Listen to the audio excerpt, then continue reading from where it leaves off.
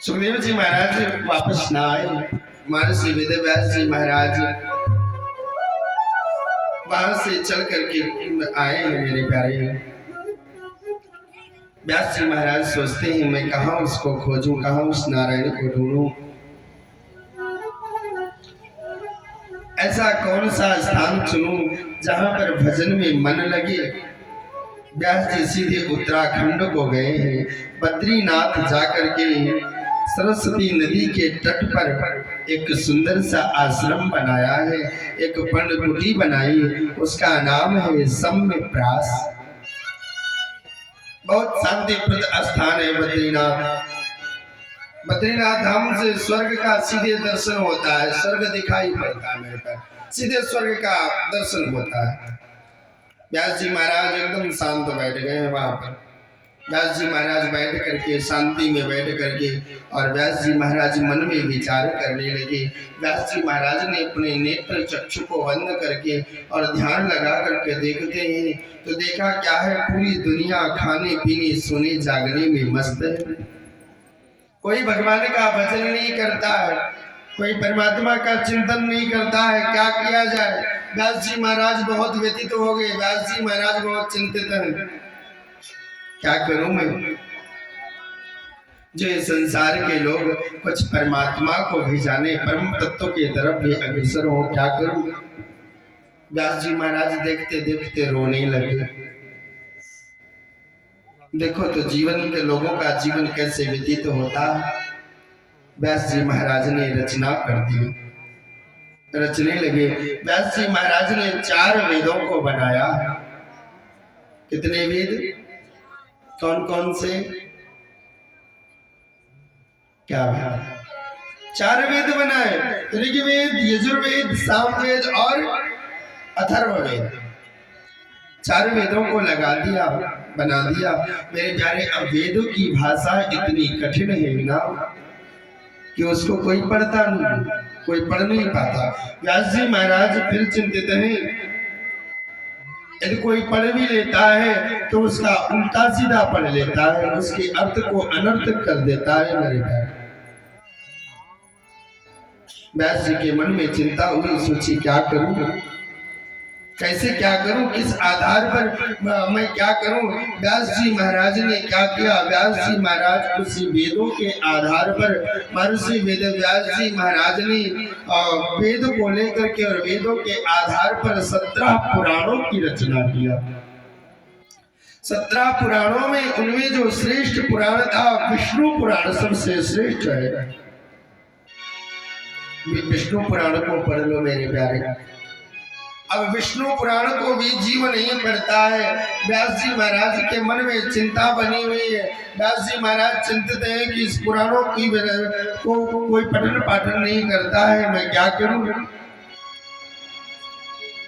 मेरे प्यारे, अनेक ग्रंथों को व्यास जी महाराज ने बना करके रख दिया।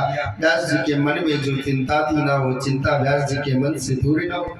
मैं क्या करूं? व्यास जी महाराज उदास बैठे हुए थे। देवर्षि नारद जी महाराज आए। देवर्षि नारद जी महाराज ने आकर के देखा क्या व्यास जी महाराज उदास बैठे हैं, क्या किया जाए?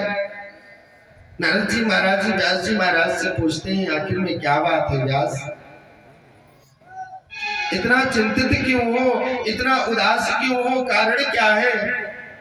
व्यास जी महाराज बताते बताते रोने लगे। क्या बताऊं महाराज, मैंने वेदों की रचना किया, मैंने पुराणों को बनाया, मैंने शास्त्रों की रचना किया, लेकिन ये संसार के लोग खाने पीने सोने जागने उठने बैठने में इत्यादि में मस्त है। कोई भगवान का भजन नहीं करता, कोई उन पुराणों को नहीं पढ़ता। बस देवर्षि मेरे मन में यही एक चिंता बैठी।